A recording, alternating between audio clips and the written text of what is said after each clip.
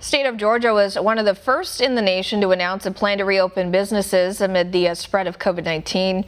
Georgia Senator Kelly Loeffler telling One America's John Hines about how that decision was made and how it appears to be working so far. Take a look. Talking about, COVID-19 and getting back to business, the Senate is here doing its business. Georgia, a state you represent in the Senate, has moved out now in a phased-in unlock of the lockdown. And I wanted to ask you if you feel like that may be a template for other states to be following in the weeks and months ahead. Well, I think what Georgia has done is look at the recommendations of the President's task force and take a very data-driven approach. And from the start of this crisis, I've stayed in close contact with the governor, with hospitals around our state, with healthcare providers, long-term care facilities, and really understanding the data on the ground, the capability of our system to deal with this unprecedented virus. And, one of the biggest key data points in flattening the curve is hospital capacity. Does our hospital system have the flex that it needs to take on patients?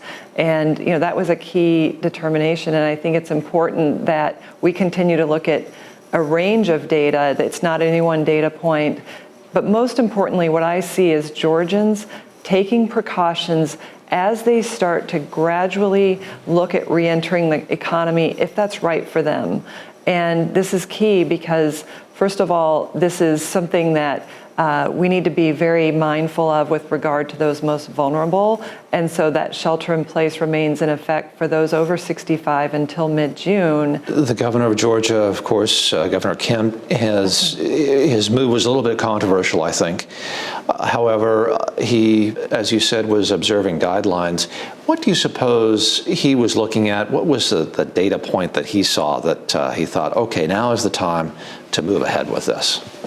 Well, the governor is being advised by one of the leading epidemiologists in our country, Dr. Toomey, and they have looked comprehensively. I wouldn't suggest that it's one data point. And I think what she's done in assessing this situation in consultation with leaders across our state, with healthcare providers, is really look at the data in its totality and saw that we had peaked in early April and we're coming out of that and really looked at, again, the hospital capacity. Where are we and where is it trending? And I know that they continue to monitor that data. This is a dynamic assessment that we're undertaking in Georgia. What are you hearing from your constituents, say small business owners, people like that, about opening up again in Georgia? Well, small businesses are hurting. We have over 1 million small businesses in Georgia. Was pleased to see that in the first tranche of PPP, upwards of $10 billion was able to be allocated to small businesses in Georgia, small businesses, farmers, nonprofits, churches, but there was more that was needed. So I was really heartened that we were able to pass eventually. Unfortunately, Pelosi came in and delayed this process by 10 days. That cost jobs, that cost businesses, but we're able to get that funding back out. But what I'm hearing from small businesses is they want that opportunity. They need that opportunity.